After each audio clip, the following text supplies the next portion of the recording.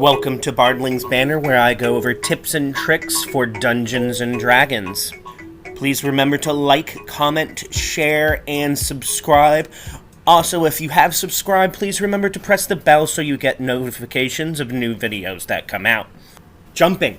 The player's handbook breaks down jumping into two types, the long jump and high jump.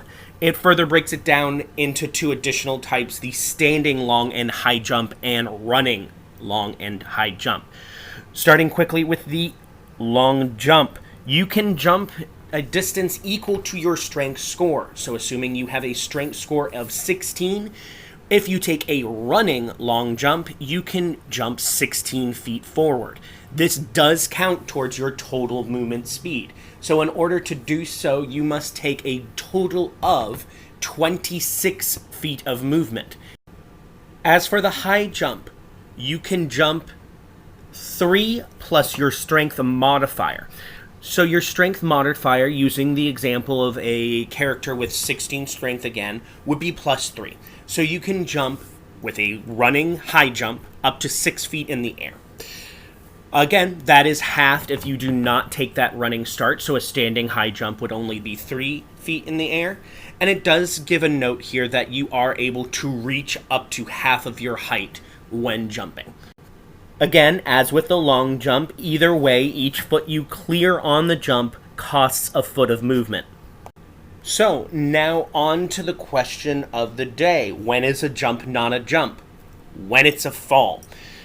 There are 3 instances that mention passing a skill check while jumping.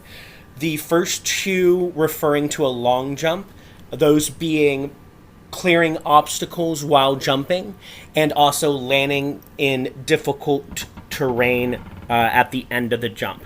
The third instance that shows a skill check is during the high jump, which allows the DM to give you additional height to your jump if you pass a corresponding skill check. So, when does a jump turn into a fall? I would rule that at my table, a jump turns into a fall when you critically fail any of these checks. Additionally, I would also add that a jump turns into a fall when you, in jumping, attempt to move farther than your movement speed would normally allow. The falling mechanic, which is found on page 183 of the player's handbook, states that you take 1d6 bludgeoning damage for every 10 feet that you fall, for a maximum of 20d6 damage. So again, I would say that you take falling damage if, as a result of critically failing any of the aforementioned skill checks, you fall at least 10 feet. So, to give a couple of examples, let's say you're doing a long jump, and while long jumping, you try to clear a wall. You critically fail the check in order to clear that wall, you're gonna fall. And if that falling distance is greater than 10 feet, you are going to take falling damage. Another example I would use would actually be, let's say, a monk who decides to just jump off of a cliff because she thinks she's such a high level that they're basically gods now. You have attempted to travel greater than your total walking or movement speed, and you should take falling damage for your mistake.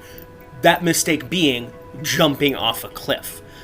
There should be checks that you can clear while doing this to mitigate some of that damage, but a character making a mistake should potentially result in damage. So I hope that answers some of your questions about the jump and falling mechanic in D&D. I actually made this video because the next feat we are going over is the athlete feat, which relies heavily on these mechanics.